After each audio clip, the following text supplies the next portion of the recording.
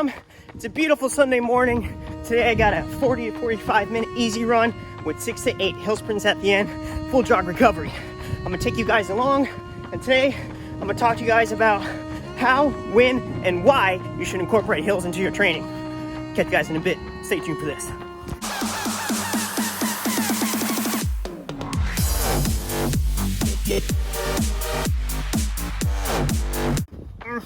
I love me some hills. Comment down below if any of you guys like to run some hills. I'm sure you guys have heard that hills are speed training in disguise, which is true. I would say that hills are a form of strength training. You're pretty much running against resistance when you're going uphill, and there's different types of resistance that your body's experiencing when we're going downhill, which we'll talk about that in a sec. Guys, comment down below how you incorporate hills into your training, but this is how I incorporate hills in my training. Not saying it's the only way you should do it, not saying it's 100% the right way to do it, but this is why I do it, and I'll explain why. So what are the benefits of running hills or hill sprints? Well, you get increases in range of motion. You're training your muscles and tendons to store more energy with each contraction, to have a stronger push off, and to be able to withstand the forces of running uphill and downhill. You're training your central nervous system to recruit more muscle fibers with each contraction, therefore will result in an increase in speed over time through training while you're racing. It also raises muscle tension acutely, which is why I'm doing it today on my easy run to get ready for my workout tomorrow. Remember the law of specificity. If your race or your event has a lot of hills, then you should be training for a lot of hills.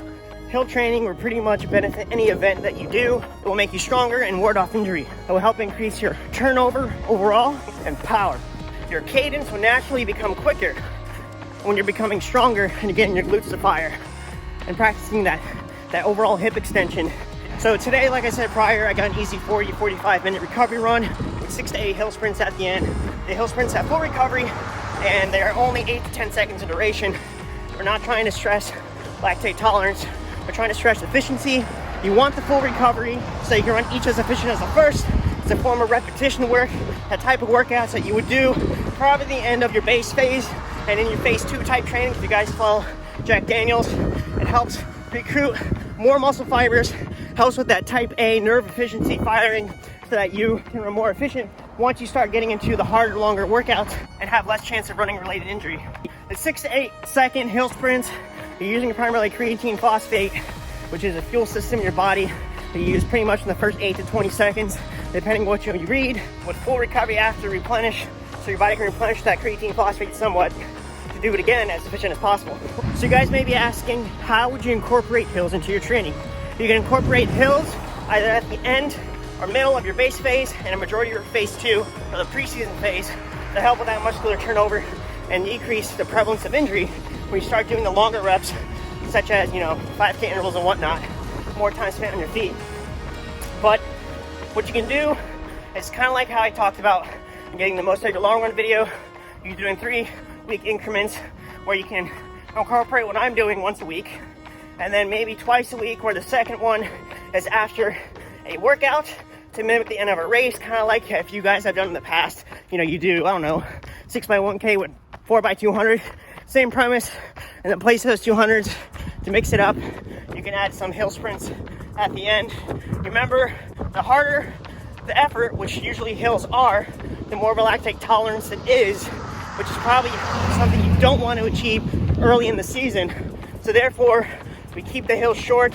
I will work up to incorporating hills about 2 to 3 times a week max during what I stated prior. Now I'm doing mine the day before my workout, doing this on purpose to raise muscle tension so that I feel fresh tomorrow during my workout. Same thing with strides. We'll talk about that in another video. Ways to increase muscle tension so your legs do not feel flat when it comes to race day. As you get more into the start of the season, and maybe a little bit in phase 3, you start doing more specific workouts. Remember, a lot of specificity, such as for the 5K, you could probably start adding a little bit of longer hill sprints, such as 30-second hills with full recovery. Repetition, the goal is repetition to be more efficient. All right, fam, so how to run hills effectively. When you do a hill workout, and obviously you don't have that option during a race, but you want to find a steep hill, but not too steep, not greater than about 9% grade, because after that, the firing shooting patterns between walking and running almost come the same. So at that point, you might as well just walk. So you find that hill, you stare at that hill, and you're like, I'm gonna beat the out of it. So you guys want to make sure you warm up really well, because you don't want to pull a hammy or a quad or butt while you're doing the hills. So I would do some light warm up and some drills to get those glutes to fire. I'll link up in the cards for my glute activation routine. And you can also do some running related drills. I'll put another link up in the cards. My pre-race run routine, which I do the drills in there, and I do talk about other things such as ergogenic aids, what to do the morning of, etc. Right? So after you're warmed up for the hills, you take off. Remember, we're doing short repetitions.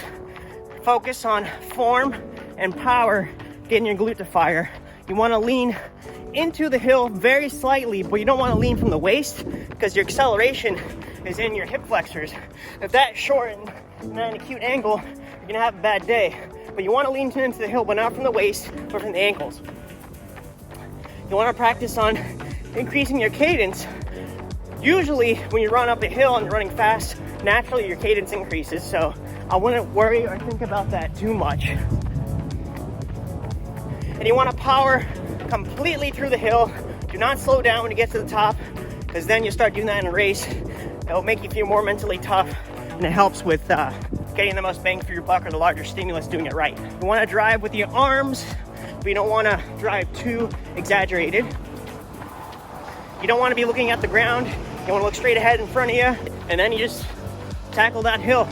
Efficiency, power, how you run it naturally increases with time as your body adapts. You start to get more efficient in hills, and you start to be even happier runner come race day. But you can take hills and others can't. Now with downhills, it's a little bit different, obviously, because you're working with gravity. So there'll be more eccentric forces, which can be the higher cause for injury.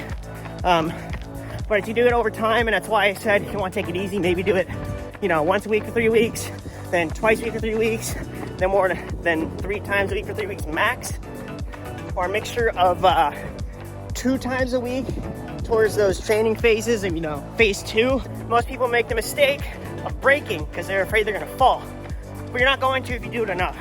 The benefits of downhill running is that you'll train your muscles and tendons to withstand more eccentric forces. You help increase turnover, because naturally, since you're going downhill, your stride's going to open up, or your cadence is going to be somewhat quick. Downhill running, I don't incorporate too much into specifics of training.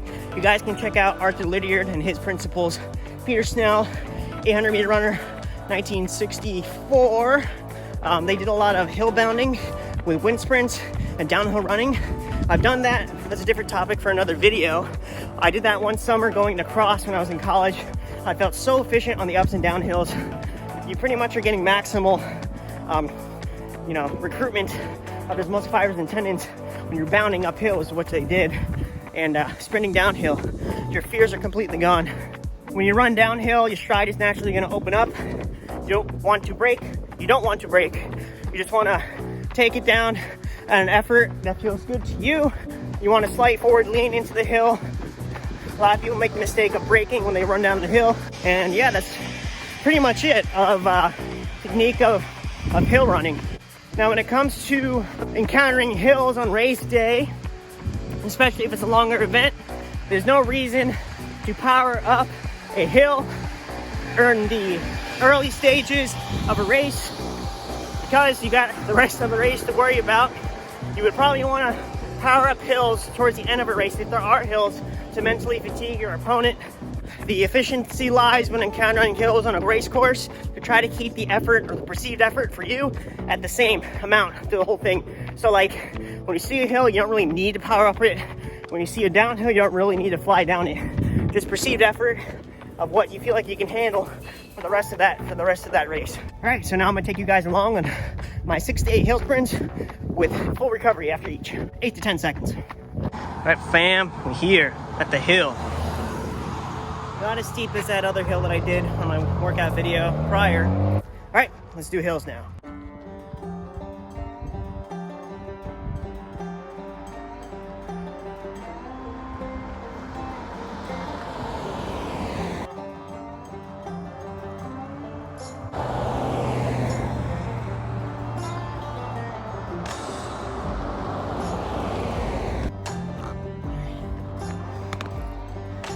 Feeling solid. 6 left to go.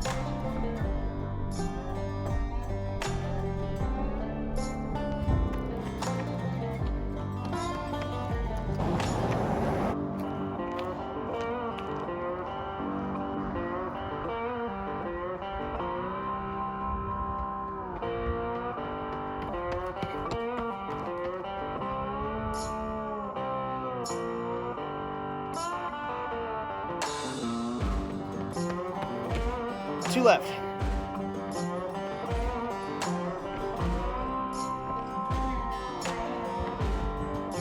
All right, fam, jogging back to the house, get a light lift session. Link up in the cards of my lift session that I do.